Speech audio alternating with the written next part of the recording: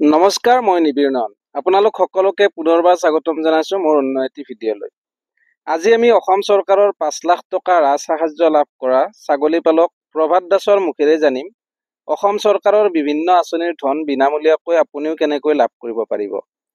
তেখেতে আমাক এই বিষয়ে বহু কথাই জানিবলৈ দিছে, গতিকে ভিডিঅ'টো একদম শেষলৈ চাব যাতে কথাবোৰ ভালদৰে বুজি পায়। আৰু এই চেনেলটো ছাবস্ক্ৰাইব কৰি দিব যাতে আগলৈ ভাল ভাল ভিডিঅ' বনাই যাবলৈ উৎসাহ পাওঁ। বলক তেখেতৰ লগত কথা পাতো। এইবাৰ মই হেৰি পালোঁ, অসম চৰকাৰৰ পৰা ফাৰ্মৰ ওপৰত স্পীড আঁচনিত ৫ লাখ টকা ৰাজসাহায্য পাইছোঁ। এইটো আপোনাৰ হেৰি নেকি, মানে লোন নহয়, ফি সম্পূৰ্ণ ফি পুৰস্কাৰ হিচাপে এইটো মানে পালক হিচাপে দিছে পালক হিচাপে দিছে।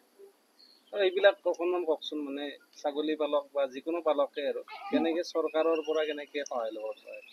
চব প্ৰথম কথা কি নিজে শিকি ল'ব লাগিব, শিকি অফিচিয়েল লগত যোগাযোগ থাকিব লাগে বা আমাৰ যিজন ওচৰৰ এই পশু চিকিৎসাবিলাক আছে তেওঁৰ লগতো যোগাযোগ থাকিব লাগে। অলপ বিভিন্ন আঁচনি, বহু আঁচনি আছে, মানে ৰাজসাহায্যযুক্ত মানে আঁচনি বহু আছে চৰকাৰৰ, সেইবিলাকক পাবৰ কাৰণে নিজেই অলপ প্ৰিপেয়াৰ হ'ব লাগিব আৰু ট্ৰেইনিং ল'বলৈ ট্ৰেইনিং চাৰ্টিফিকেট লাগিব। এইবিলাক ট্ৰেইনিং চাৰ্টিফিকেট লাগিব। এইবিলাক কি ভেটেনাৰী যোগেদি আহে? ভেটেনাৰী যোগেদি আহে। আমাৰ যে এতিয়া আমি হাজোত যোগাযোগ কৰিছিলোঁ, আমাৰ হাজোত যিখন পশু চিকিৎসা চিকিৎসালয় আছে তাৰ যিজন ডক্টৰ আমাৰ অখিল মেধি ছাৰ, মই একচুৱেলি সিহঁতৰ লগত ওপৰত মই খানাপাৰা যিখন ভেটেনাৰী অফিচ তেওঁলোকৰ যোগাযোগ থাকে, বা আমাৰ কেভিকেৰ যিজন পশু চিকিৎসা বিভাগৰ মুৰব্বী আছে তেওঁলোকৰ যোগাযোগ থাকে। যোগাযোগ কৰিব লাগিব, মানে সৰুৰ পৰা ডাঙৰলৈকে যোগাযোগ থাকিব লাগে আৰু অলপ চিনাকি থাকিব লাগিব, তেতিয়া খা খবৰ পাম। আৰু কিছুমান খবৰ পাই আপোনালোকৰ যিবিলাক চেনেলে প্ৰচাৰ কৰি আছে সেইবিলাকৰ পৰা বহুত জানিব পাৰি। আৰু আপোনাৰ মানে চৰকাৰে কিছুমান সাহায্য দিব বিচাৰি থাকে, আচলতে আমি হয়তো বিচাৰি নাপাওঁ। চৰকাৰে যিবিলাক খুজি আছে আমি আগবাঢ়ি নাযাওঁ, আগবাঢ়ি যাবলৈ ভোকটো লাগিব লাগিবতো। মানে ভোক লাগিলে কিছু ভোক লাগিলে মাকে চলি কান্দিলে মাকে গাড়ী খুৱায়, ঠিক আমিহে কান্দিব লাগিব, কান্দিলেহে এই বস্তুবিলাক ওচৰত যাব লাগিব, নহ'লে গম পাম ক'ত। মানে আমি মানে উচিত জাগা যাই নাপাওঁ। আৰু এইবিলাক ক্ষেত্ৰত কোনো মধ্যভোগী নাইতো একচুৱেলি, ডাইৰেক্টলি অফিচাৰ সুন্দৰ, অফিচাৰবিলাকে ধুনীয়া পৰামৰ্শ দিয়ে। মানে এই ধনী দেখে কোনো প্ৰশ্ন নাই, খেতিয়কৰ হেৰিবিলাকত মানে ধুনীয়া পৰামৰ্শ দিয়ে আৰু নিজে জানিব ইচ্ছা কৰিব লাগিব। আমাৰ সাধাৰণ মানে আমাৰ হাজলৈকে নাযায়, গুৱাহাটীত যাব দূৰৰ কথা। আৰু এখন যদি সেইবিলাক মিটিং পাতে মিটিংখনত নাযায় মানুহে, পৰীক্ষা ল'ব দুদিন সময় দিব নোৱাৰে। পৰীক্ষা ল'ব লাগিব, কিন্তু পৰীক্ষা ল'লে বহু বস্তু গম পায়, বহু মানুহ লগ পায়। আমি অলপতে পৰীক্ষা লৈছিলোঁ হেৰিত চিনিকি হেৰিত লৈছিলোঁ খানাপাৰাত, তাতে অসমৰ 50জন মাতিলে ছাগলী পালক, সেই অসম 50জনৰ চিনাকি হৈছোঁ। আৰু এতিয়া আমি অসম ছাগলী পালক সন্থা এটা খোলা গৈছে, তাতো আমি যোগাযোগ হৈ আছোঁ। ডেইলি মানে ক'ত কি হৈ আছে গম পাওঁ, বা ছাগলী বিকিব লাগে তাতো মেছেজটো গম পাওঁ, ক'ত কেনেকুৱা পায়, ক'ত কেনেকুৱা হৈ আছে। এই গোটেইখিনি যোগাযোগতা মানুহ থাকিব লাগে, আহিব লাগিব আগবাঢ়ি।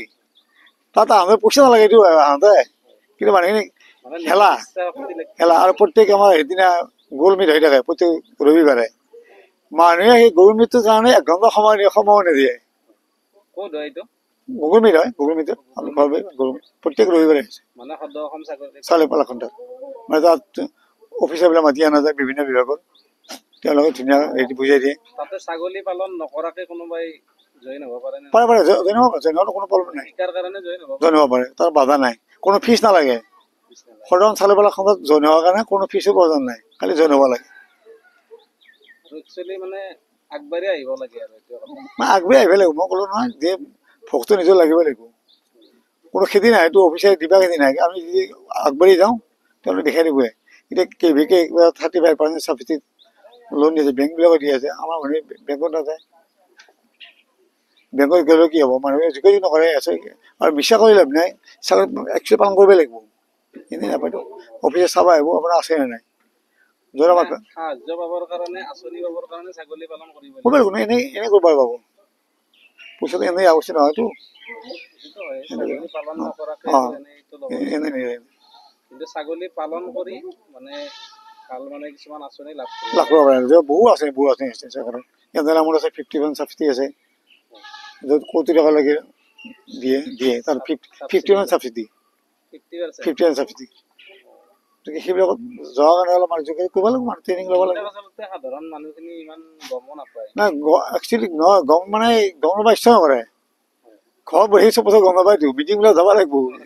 যিবিলাক মিটিং হয়, মেলা হয়, মেলাবিলাকত এইবিলাক কথা আলোচনা হয়তো, গোটেই খোলাকে কয়। মানুহে আৰু মিটিঙত যায় যদি সেই কথা নুশুনে, শুনিব লাগিব বস্তুবিলাক, গম পায়।